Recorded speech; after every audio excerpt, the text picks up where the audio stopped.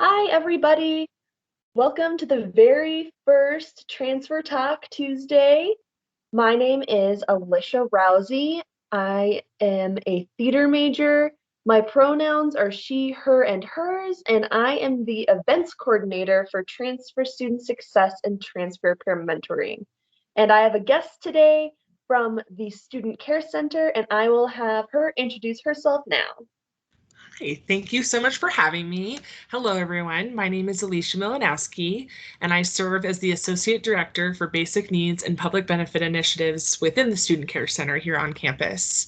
My pronouns are she, her, and hers, and I've been at MSU Denver now in a staff capacity for about a year and a half. So, really looking forward to talking about the programs and services we offer and how we can better support you as students here on campus at MSU Denver. Great. Thank you so much, Alicia. So my first question for you today is, what is the Student Care Center? Who is the Student Care Center? Awesome. Great question. Super excited to be showcasing our work on this platform to students. So the Student Care Center is normally a physical space that's on campus, but obviously we're virtual now, but we're continuing to carry out our services and modify them accordingly. But the Student Care Center is our case management office, if you will, on campus. So we're really here to provide support and care, no pun intended, to students who may be not necessarily even struggling, but just having difficulty navigating the campus, maybe going through a life event, maybe looking for extra support. Because as you, a student, knows, college is difficult in and of itself, let alone with all the other hats that we know students wear when they come to campus. It's not just about them, it's about their families, it's about their job commitments. There's a lot that students carry, and therefore we're really there to provide that support. Something that's worth noting, I think, too, is the Student Care Center's new. We literally just opened, if you will, last fall, in the fall 2019. So we've officially been open now and operating our services for about a year now.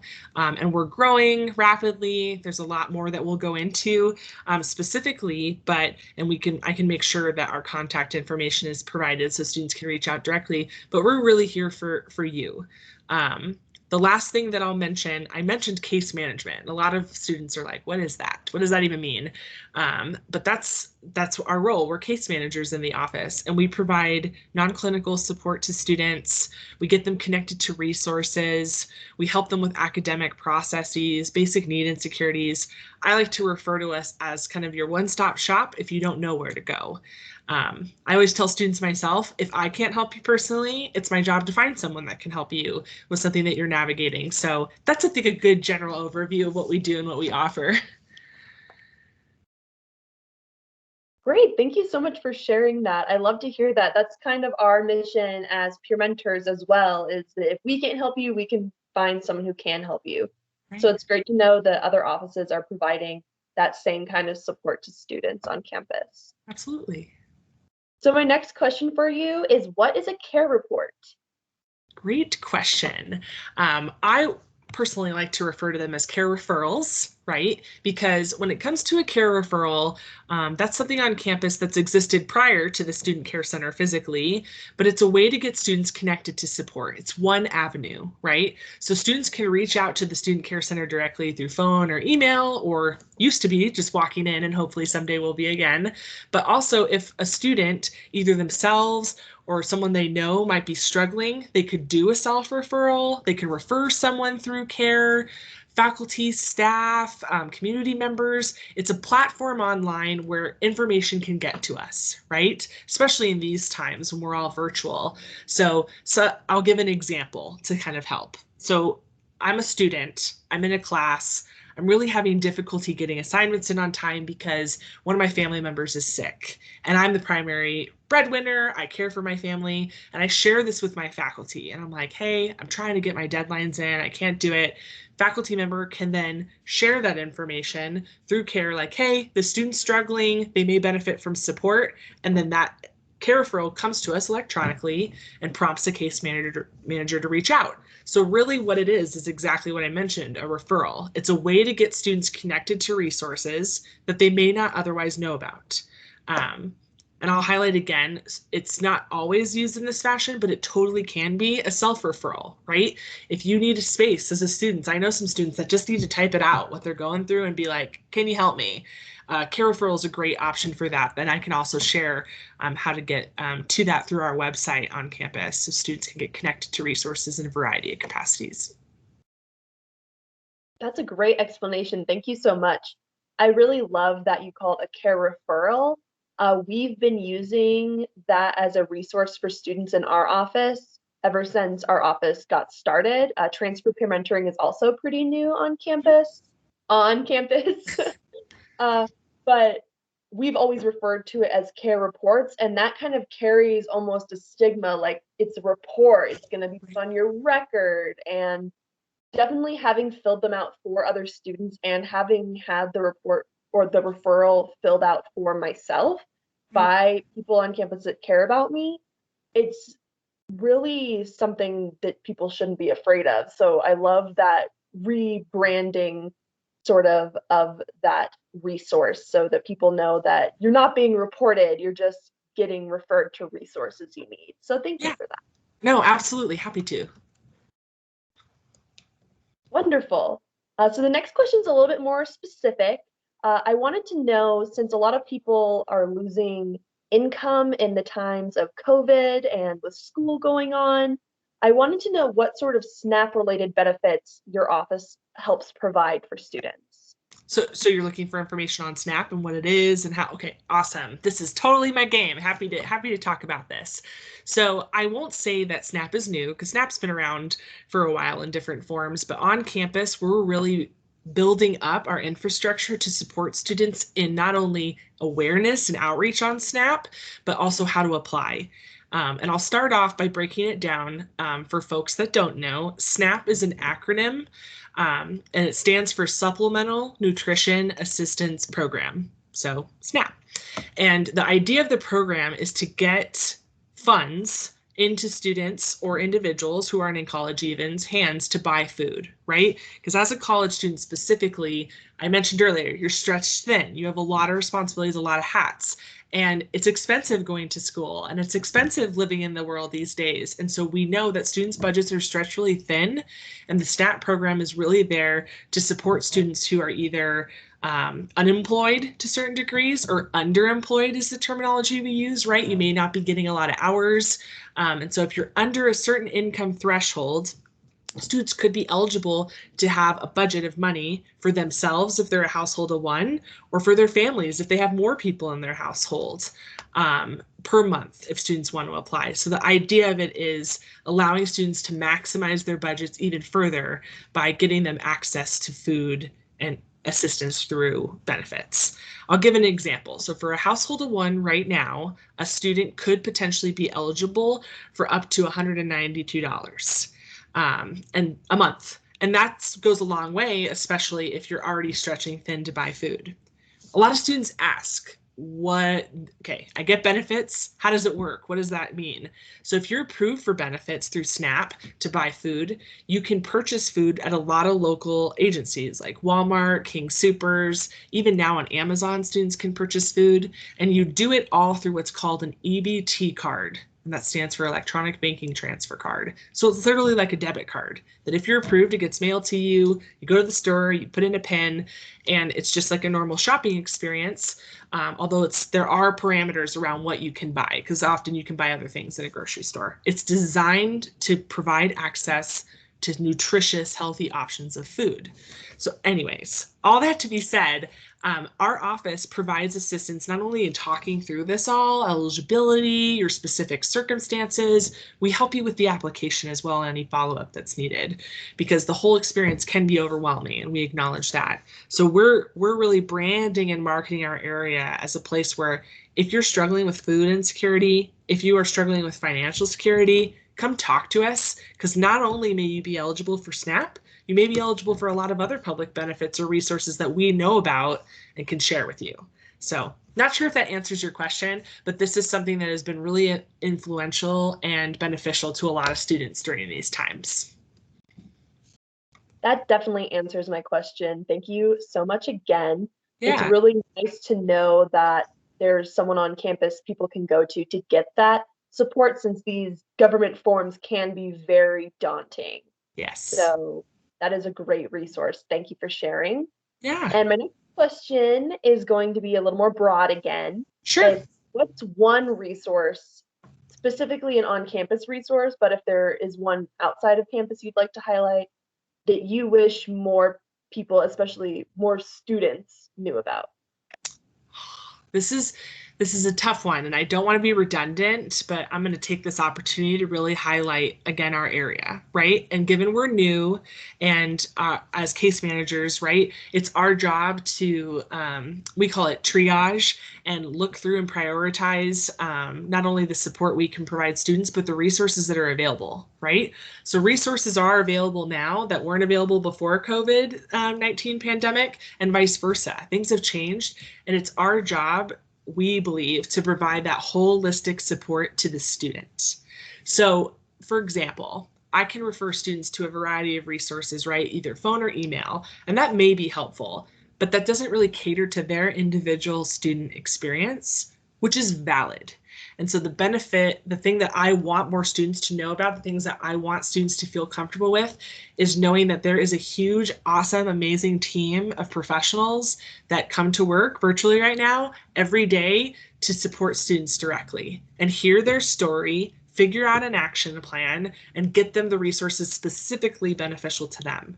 Right? We don't want to just send an email or a phone call. We want to have that engagement. And that's so important right now in these virtual times. And so I hope that answers your question, because it's not a specific thing, but again, it's a culture we're trying to cultivate where students can come to us and figure out, what do I do for X? What do I do for this? How do I plan? Whatnot. And so I think really, I wish more students came to us of their own volition and desire. And I hope over time, especially in these virtual times, that that can happen. Great.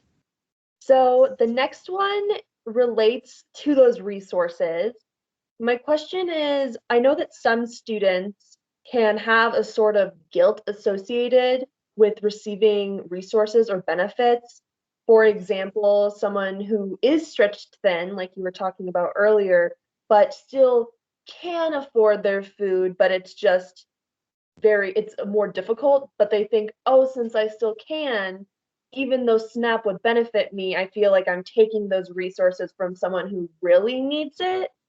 So I was wondering if you could kind of speak to that worry and what message you have for students with that concern.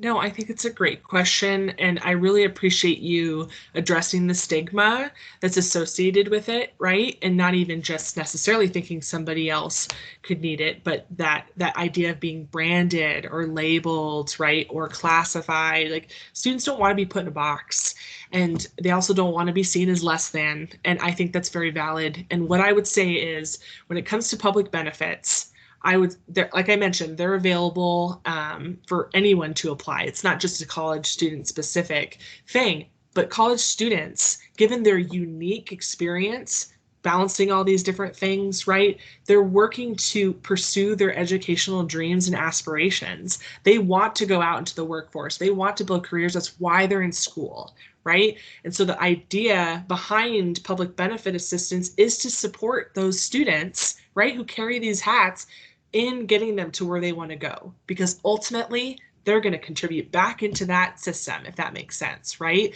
That's what it's all about. So if students are afraid, and I hear often like, oh, someone else needs it. And what I would say is, I think they're underutilized. I think they're underutilized in my experience, specifically by college students. And I have not experienced a situation where an individual is taking something away from someone else, right? We would not market and broadcast this as a service to provide to individuals broadly if it wasn't there, right? So what I would mention is, I get it. I understand where it's coming from.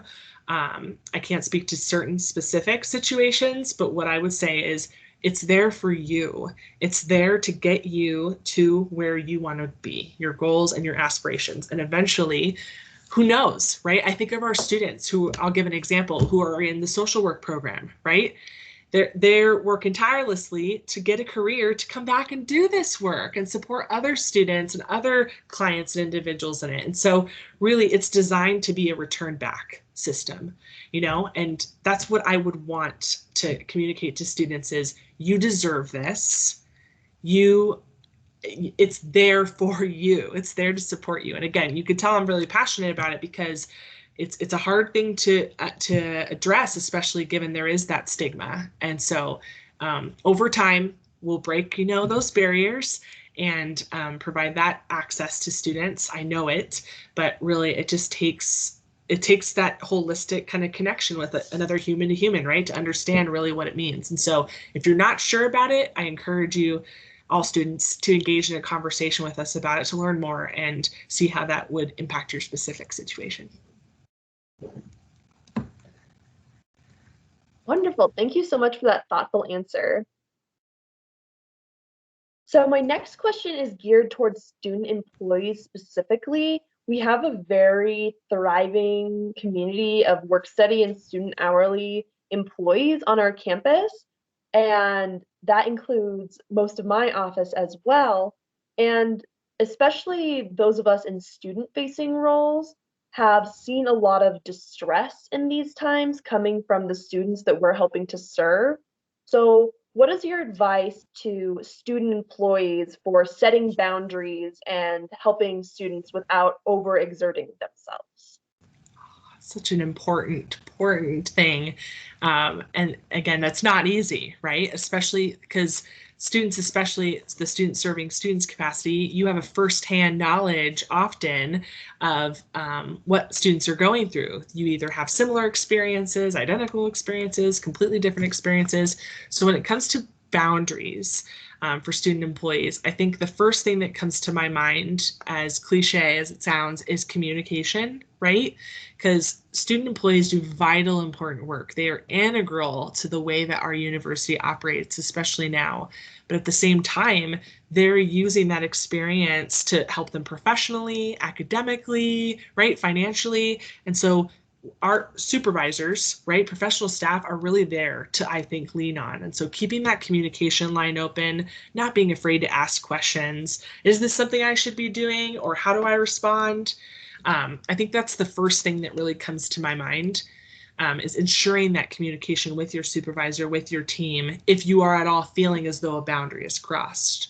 I think communicating boundaries to your teammates as well as your supervisor, and helping craft those and cultivate those allows for an easier way to then engage in that conversation when you're engaging with students.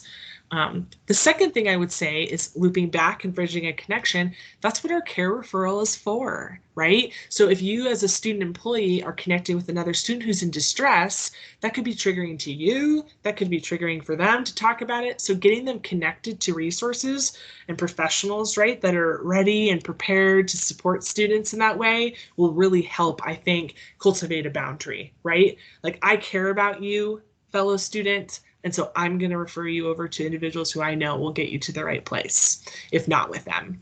That in turn inherently creates a boundary, right? So that's something else I would provide. I always tell student employees to, like, keep your supervisor in the loop on that, because as you know, you all have different schedules where professional staff tend to work more consistently. That can help in boundaries as well, so we're not bothering you on your personal time. The final thing I want to plug in here, a shameless plug, is knowing work study students and hourly students work really diligently to support our team. I want to highlight those individuals as individuals that should, in my opinion, consider SNAP or public benefits. You're working tirelessly to not only to pursue your own academics, but yourself. And oftentimes students don't know this. Work study students inherently, by working 1 hour, qualify for SNAP benefits oftentimes. Yes, if you are scheduled for 1 hour of work study, if you're hourly, even though that's different, you still could qualify due to the income limits and guidelines as students, because most students are not working 40 hours a week. So I'll just put in that shameless plug there, that in turn can help support you and give you a boundary of, like, I need to look out for myself too, right? I'm supporting a lot of people, and as caretakers, we need to take time for ourselves and our own mental health, and with that, finding ways to support us in the work that we do. So I wanted to mention that. Excellent. Thank you so much for that. So at this point, those are all of the, Oop, I'll redo that. So at this point, I've asked all of my questions that I've written down. So I'd just like you to kind of say anything that you feel like is really important to the Student Care Center that has been missed in this conversation. And if your office is having any sort of virtual events or programming coming up, I'd love for you to plug that now. Awesome. Thank you so much for the opportunity to be here today. I'm really grateful, and I know personally very passionate about what I do in my work in the Student Care Center, and I feel comfortable speaking for my colleagues there as well. We are here to support you, Roadrunners, and we know that times are tough, especially now. But always have been to a certain degree. And so my shameless plug at first is going to be sharing our mainline phone number. If you ever want to reach out, it's 303 615 0006. And then our student email or student care center email is studentcarecenter@msudenver.edu. And with that being said, given this virtual realm and all the programs regarding public benefits that we're really growing and working to support students on, we are getting our message out through those platforms. So if you want to be in the know, if you want to be on a list that's alerted to different opportunities we have to virtually connect, please email studentcarecenter@msudenver.edu and you'll get added to the queue to be in the know, or call our number and we can get you on that list. But again, really grateful to be here, really excited for this upcoming year, although it looks different, and hope to see lots of you Roadrunners virtually or over the phone. Great. Thank you so much, Alicia. And we are very grateful to you and your whole office for collaborating with us, and so we can get your message out to our transfer students who we love and care for so deeply. I hope that everyone takes down the information and gets in contact with you if they need you or know someone who does need you. And for our side of the house, I would just like to mention that if you would like to get a student perspective and connect with someone who knows a little bit more about transferring in transfer credits, those types of things, all semester long transfer peer mentors are going to be hosting one-on-one meetings. There will be some every single week. We'll be sharing the Sign Up Genius link on our website. Our website is going to be msudenver.edu/roadways/transfer student success. And you can always find all of our programming in there. In addition to those one-on-one appointments, we will also be hosting this talk show every other Tuesday. It will be pre-recorded and you will all have opportunities to ask your questions for the upcoming guests on our social media. If you ever have questions anytime, you can always email them to me at pmalysha@msudenver.edu, and I will make sure those questions get asked to the appropriate guests. And finally, with our social medias, we have our team doing takeovers. So that's a little bit less formal. It's just a way for you to get to know our staff and find out who this person is that you're getting information from and talking to, and who might be referring you to the care team or whomever you might need to talk to. It's just a way for you to kind of get to know us and realize that we're students just like you and not just employees. So those are the things that we have coming up. So thank you once again, Alicia, for joining us today, and I hope everyone has a great rest of your week. Thank you. Bye.